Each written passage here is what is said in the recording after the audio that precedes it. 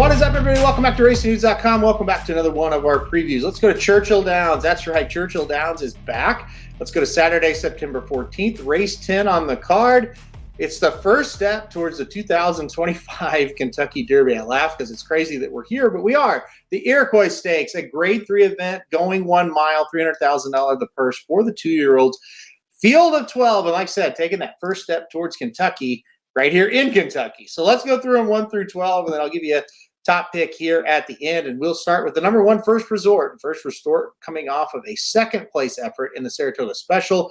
Last time out, got beat by Showcase, but then was a winner at Ellis Park on debut, going 5.5 in the mud. Now, this race used to be a 1.16 miles. They've cut it back to a one-turn mile, which I kind of like that. It's a progression just kind of leading up to those two-turn races. Horses Uncle Mo by a Street Boss mare, so it doesn't exactly scream distance. But a flat mile, maybe it'd be okay here. So last time I thought this horse ran really well. 9-1, made a good account of himself. We'll see what happens in the second start, in the third start, I should say here. But there's crazier horses to play at 12-1. That is for sure. The number 2 horse is Giocoso. Giocoso will move back to the dirt after 2 races over the turf. Those races happened at Ellis, a second-place effort over the turf, 2 races back, and then a win by a huge margin, 6 1/4, huge speed figure for that one. I don't know what we're doing back here on the dirt. Only 1 race on the dirt, got beat 13, but it was a debut going 5.5. Like I said, I don't really know why we're on the dirt, but holy cow, this horse looked awesome on the turf. And I guess if this doesn't work out, maybe you can go over to Keeneland and run in the big turf race there for 2-year-olds. That's a possibility. Yeah, we'll see. But if the horse can run that kind of race over the dirt that he did last time out on the turf, we're probably looking at a likely winner of the race, or at least a top 2 or 3 finish, right? But it's just kind of skeptical that he can do that. As far as the breeding goes, horses by not this time. Obviously, dirt, turf, distances, doesn't really matter. He throws anything out of an Ireland mare, and so I think that's kind of the okay, yeah, turf makes a ton of sense. I don't know. Here we are here, so we'll see what happens. All right, speaking of not this time, the number 3 is Jack's Time, and that is a not this time horse out of Miss Brooklyn Brawler, who was an Into Mischief. So not this time out of Into Mischief mare. Obviously, great breeding here. It is an Iowa bred, but not really bred like an Iowa bred whatsoever. Look, this horse was incredible on debut there at Prairie Meadows. Broke not well at all. Drew the rail, did not break well at all, but very quickly made it up and won by 10 3/4. Anybody who watched this race kind of knows this horse has a freakish amount of talent. But look, it's the question of, look, the horse won at Prairie Meadows in a maiden special weight by 10 3/4. That's all fine and well. We're now in a Kentucky Derby prep race in the second start. It's a huge jump, but obviously the horse needed to have a huge jump because that was way too easy for him last time out. Obviously trained by Kelly Von Hemel. If you follow this channel, that's my guy, my favorite trainer, definitely, and good buddy. So, obviously I'm rooting for this horse quite a bit. Gets Brian Hernandez aboard. I think that's a very good sign as well. So, look, all I can tell you is they really like this horse a lot. You don't really see Kelly do this, go right from a maiden at Prairie Meadows to a stakes race at Churchill. I mean, that's a pretty big jump. They're trying to see what he's all about. They think he will be better going longer. That race was at 5.5 furlongs. I read the breeding off to you guys. I would think, going a mile 16th, 1.25 miles for a Saturday in May, maybe that'll be a thing for him. But look, it's a big jump. It's a big question mark, but he did show a ton of talent, no doubt about that. The number 4 horse is Authentic Strike. This horse has 1 race. It was a neck win at a maiden special weight company there at Ellis Park. So, another one looked pretty darn good on debut. Second out should look good again, I think. So this will be very interesting to see how this horse develops. By Authentic out of a Smart Strike mare. Another one should like distance just fine. So Authentic Strike, we don't know a lot about the horse until we kind of see the second, third, fourth starts, but he looks promising, no doubt about it. Number 5 on the list is Owen Almighty. This is your favorite, and deservingly so. A nice maiden special weight win on debut at Churchill Downs. Easy victory. And another very easy victory last time out at Ellis Park in the Ellis Park Juvenile. Irad Ortiz gets aboard here.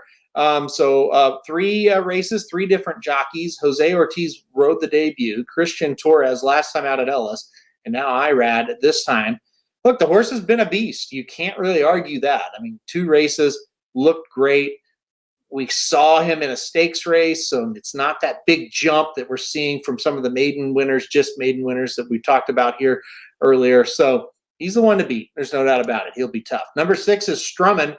This is a horse that took 6 starts, but did get the maiden broke last time out at Ellis Park, going this mile distance, and got it done by 2 3/4. It's just a matter now of can we step up and have success. The speed figure wise doesn't seem to be quite as good as the others. So we'll just kind of have to see how it goes for this horse. Did the light bulb come on, or did he finally just kind of find a field that he could beat? That's the big question for me.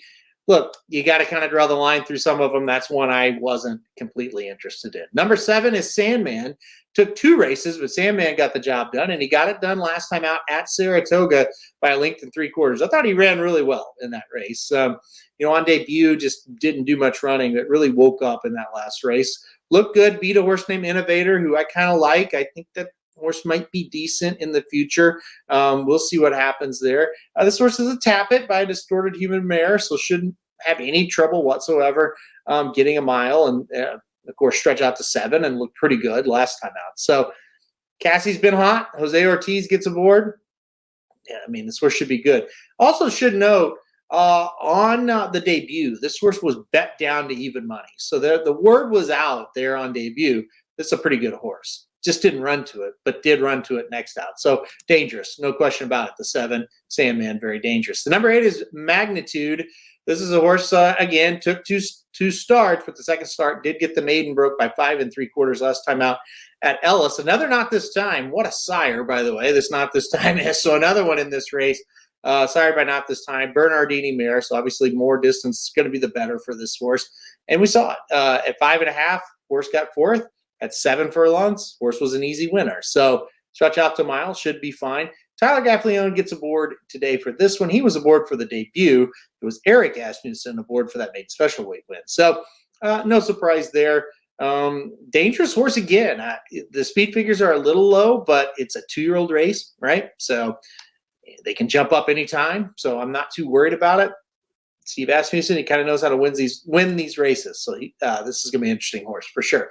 The number 9 is Firmus. This is a horse that one race, one win. It came at Ellis Park, maiden special weight. I think the only thing you can say about it, it was an impressive win, but the number just didn't come back very fast. I don't really know that this horse is going to be 20 to 1. I mean, like I said, one race, one win. This is a horse by Curlin out of a Malibu Moon mare, so another very, very well-bred horse.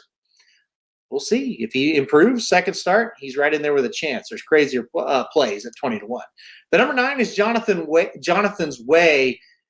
I really like this horse. This horse debuted at Saratoga, on August 17th, going 6 furlongs.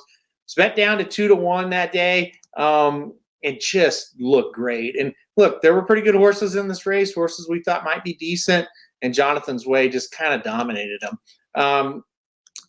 I just really think this is a good one. Bacoma's been hot. He's the sire here. Indian Charlie mare. I think a mile is going to be perfect for Jonathan's Way. Rosario aboard for the second straight race. And Bauer has been on fire as a trainer. This one's going to be tough. And I thought the horse drew better than anybody of the main contenders. I going a flat mile, I want to be the outside. If it's a 2-turn race, maybe not. But going a mile, get me to the outside. I think this horse can kind of pick and choose where he wants to be. I don't necessarily think Jonathan's Way needs to be that far out of it. I think he can sit a little bit closer as the distances get a little longer. I think he's very dangerous from the spot. Let's keep going here. The number 7 is Macero. Macero coming off of a maiden special weight win. The number was very low at Ellis Park, but it one race, one win. Hey, guess what? Not this time. The sire of this one as well. This is incredible. What a sire. But anyway, we keep going on about the Not This Time. And, this one does have a pretty low speed figure coming out of that maiden special weight. But it was a solid effort, and the horse can improve. Dale Romans trying to get another horse onto the Derby trail here like he likes to do. He'll give this horse a million chances. We know that much.